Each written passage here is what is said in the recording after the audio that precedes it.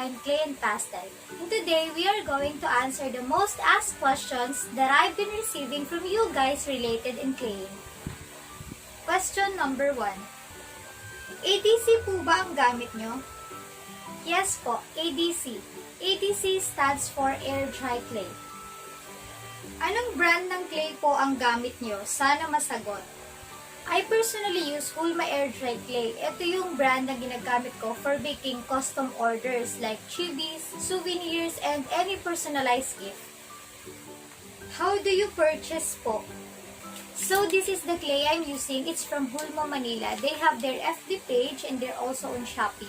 And of course, I have my little shop. It's Clay and Stuff. You can search it on Shopee. I will try to sell most of the materials I'm using on my tutorials, so whenever you need them, you can buy it there. It's always on hand. Hey, I live in Pakistan, so I want to ask you what clay shall I use to make things? Kindly reply if you have any idea. So for me, it is better to use clays and claying materials that you can easily purchase in your area.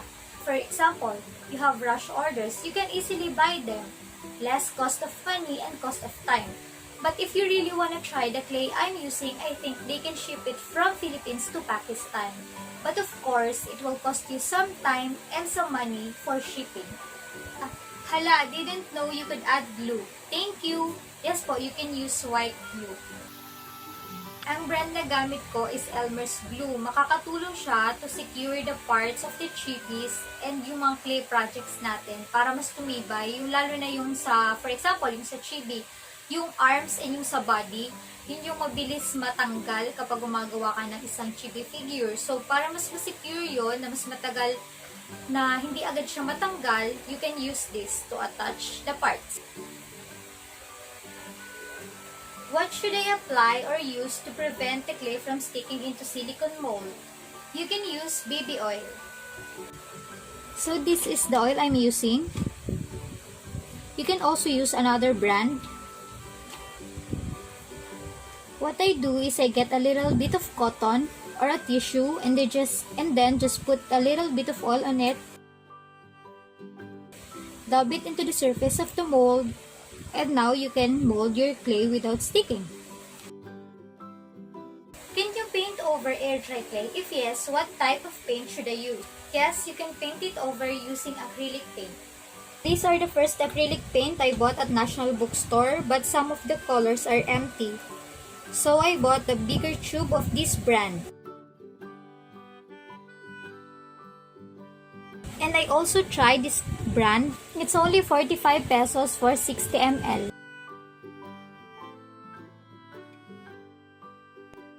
Hi, question po. Is it okay to work inside an air-conditioned room?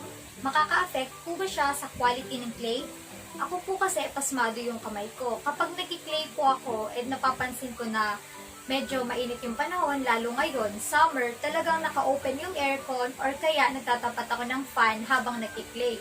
But of course, hindi po yun advisable kasi nga air dry yung gamit natin na medium.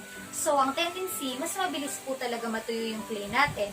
Pero kung tansyan nyo naman na kaya nyong gumawa ng mas mabilis while baking your clay project, nasa sa inyo na rin po talaga yun. I have question how much time it take for hardening, or can we bake it in the oven for quick result? Air dry clay are no-bake clay. It will dry as soon as it is exposed to air. Drying time of clay projects takes 6 hours up to 24 hours, but it also depends on how thick or thin your project is. Like this clay figure I made for one of my tutorials. They're also made of air dry clay from Hulma, Manila.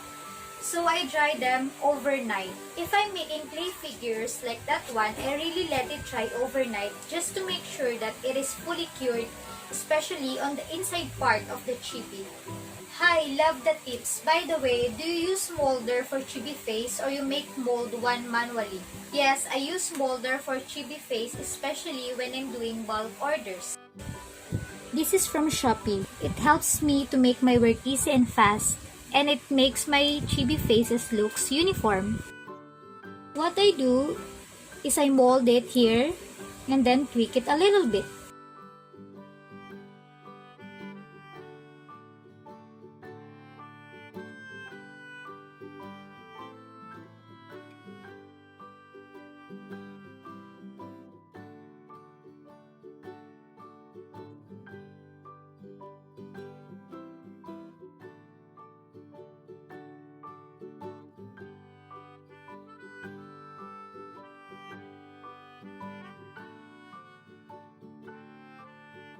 My question is, which clay do you prefer? Hulma or Fancy? And what's the difference? Thank you so much. Keep sharing your creativity. I experience using both of these brands. This is only my opinion. And again, this is based on my experience. I think these two brands are almost the same. Both have scents, easy to use, and both of them shrinks. And for the price, as I've checked on Shopee, both of them for 50 grams is only 60 pesos. It's just that Hulma, Manila is near on my area and I can easily buy them whenever I need claying supplies, and also I can reach them easily. But again, this is only based on my personal experience. And I think both brands are great when it comes in making clay projects and souvenirs. Hi, ask lang, kailangan pa bang lagyan ng clay gloss sealer para tumibay? Every clays are not waterproof, and the one that I'm using is made of food grade material. So to add protection, yes po, kailangan nating gumamit ng gloss. Hello po, ano pong pinangahalo nyo sa Hulma clay gloss? Sobrang sticky kasi, ang hirap i-apply sa clay. Salamat. So this is Hulma gloss. So, what I do, sa empty container, add lang ako ng water, then add ko yung gloss. Tatansyahin dapat natin kung gaano kalabnaw yung gusto nating consistency ng gloss. Mas malabnaw, mas manipis ang pagka-gloss niya.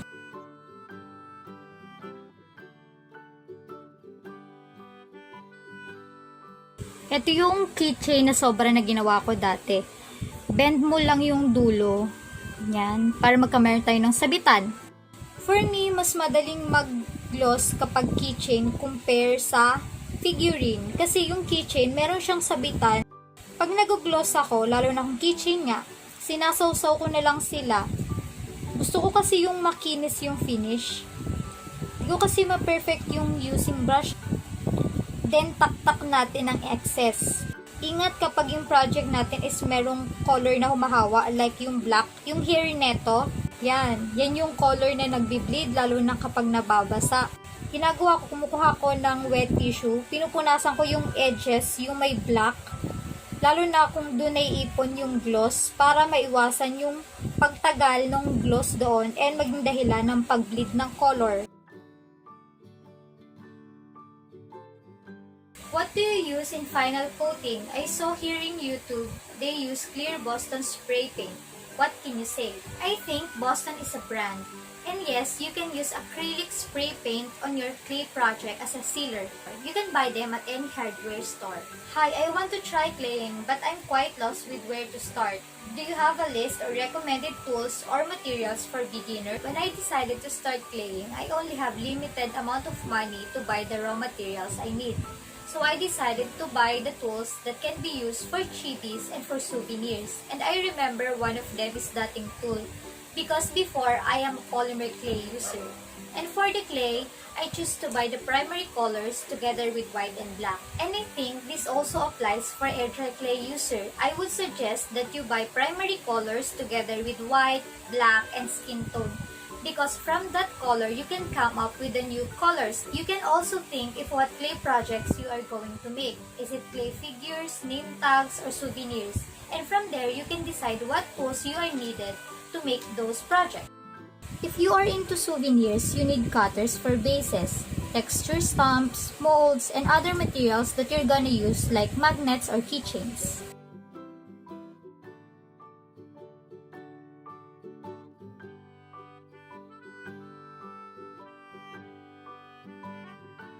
And of course, I will also show you the tools that I always use whether I make chibis or souvenirs. So this is modeling tools. This can be used for making holes for your chibis. This one can be your dotting tool. You can also make details using this one.